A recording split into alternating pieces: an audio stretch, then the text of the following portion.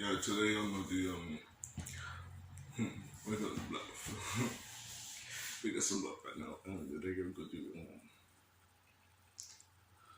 black four, PP swan. Yeah, and see how I do, and see what I try to do, and yeah, and then go about this gameplay.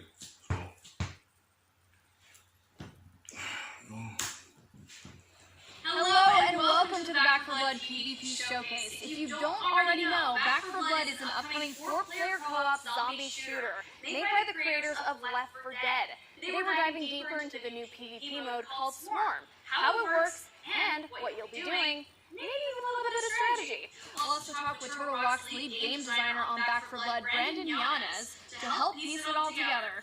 Before we get there though, let's start off with the reveal of a brand new PvP trailer and see what it's like in action.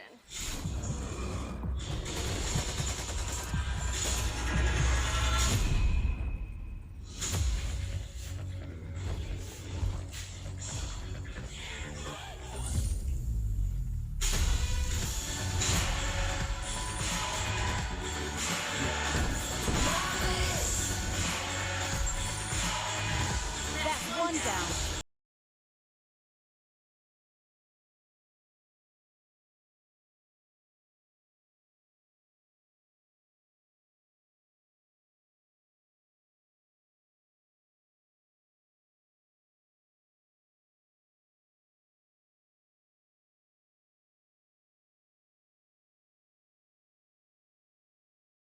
This is what happens when you don't stick together.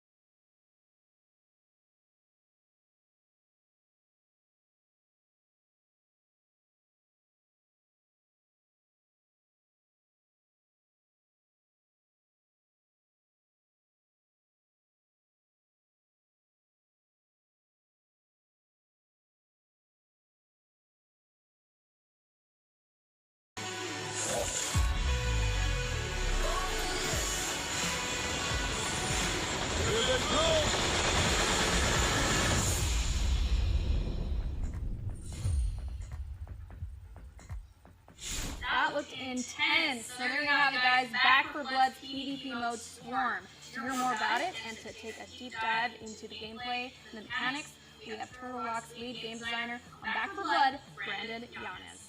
Brandon, can you tell us a little bit about the inspiration of this new PvP mode and what makes it fun and unique? Of course, so just like our previous titles, we really enjoy bringing new ideas to the table while retaining the spirit of the genre that we're working in. So Back 4 Blood's PvP is heavily inspired by our previous titles that mix survival, fast action, massive monsters, and a touch of horror. So our goal is to make a balanced and fun PvP mode with just as much replayability as the main campaign. So what's the structure of the PvP like? Do you play in rounds? Can you play as both cleaners and ridden in one match, or are we swapping between the two? Yeah, so it's played as a best of 3 match. Teams of 4 take turns swapping between the ridden and cleaner players. The job of the cleaners is to scavenge supplies, find a good place on the map to fortify the position, and try to last as long as they can. The ridden's main objective is to kill the cleaners as fast as they can. So this is achieved by choosing the right ridden to counter the other team's strategy, using mutation upgrades, and by coordinating attacks with other AIs and players. As the round progresses, the swarm moves in, so this increases the size of the ridden attacks and shrinks the playable space, sometimes forcing the cleaners out of their favorable positions, right? So when a clear team is wiped from the field, the points are scored for how long they survive. Then both teams swap, and then they go at it from the other side. The team that runs the clock the longest as the cleaners is the winner.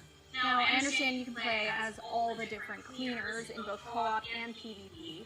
Do you have a favorite character that you play as? So I have a couple. I play Mom a lot shot. She's a badass with a sawed-off shotgun. She adds a lot of survivability to the team. She can also instantly help teammates that have fallen during battle. All of our cleaners have special perks, so that one is hers.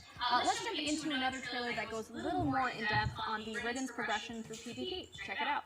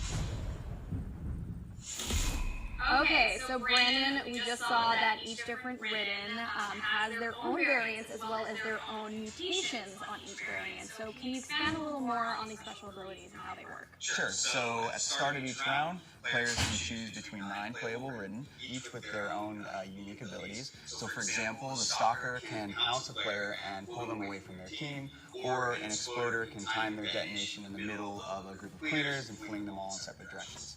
Now, knowing that each Ridden has these different abilities, how do they change and improve throughout a match and improve the Ridden's chance of winning? So as the Ridden battle against the cleaners, they gain points. They can spend these points on team-wide upgrades called mutations. Mutations upgrade and improve a lot of different things on the Ridden side, from adding effects to their abilities. They might buff the common AI waves in size and strength. So the really cool thing is so they affect the whole team, and they persist between rounds. So as a Ridden team starts to coordinate their upgrades, things can get pretty wild.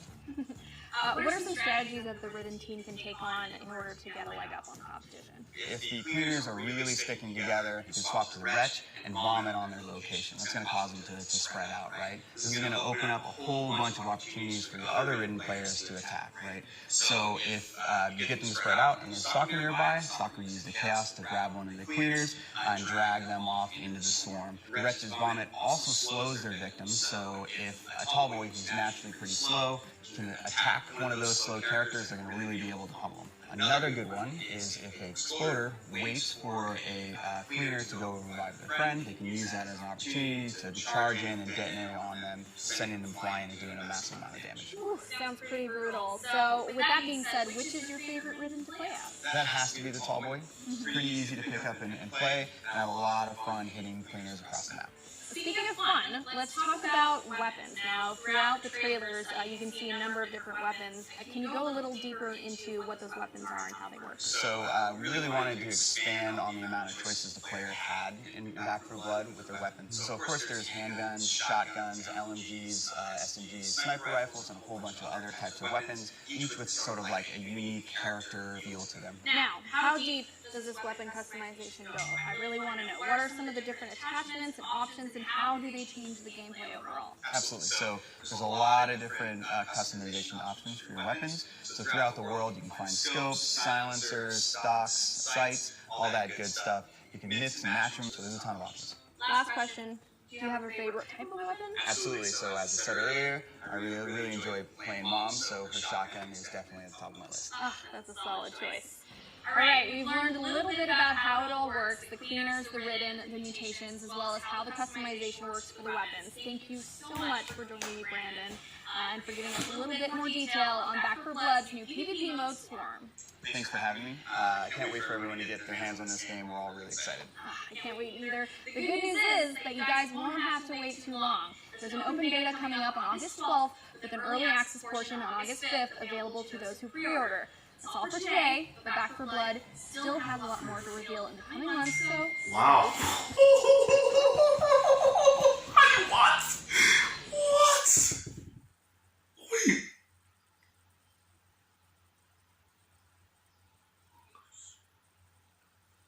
August 5th.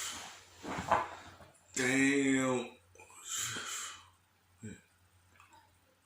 Damn. Bro. I can't just wait to play this game. I was here banging out 24/7. You pre-order it right now. Pre-order this, guys. Pre-order this, guys. I'm telling you. Play this game. Play this game. You got pay full. I'm gonna put it down low right now. And you got pay full. Just add me, and then like just say like, oh, just say like zombies, and if you want to watch my YouTube channel, you'll be in the next my YouTube channel with my gameplay, all that. Thank you for watching, guys, and please subscribe and like the video, man. Peace.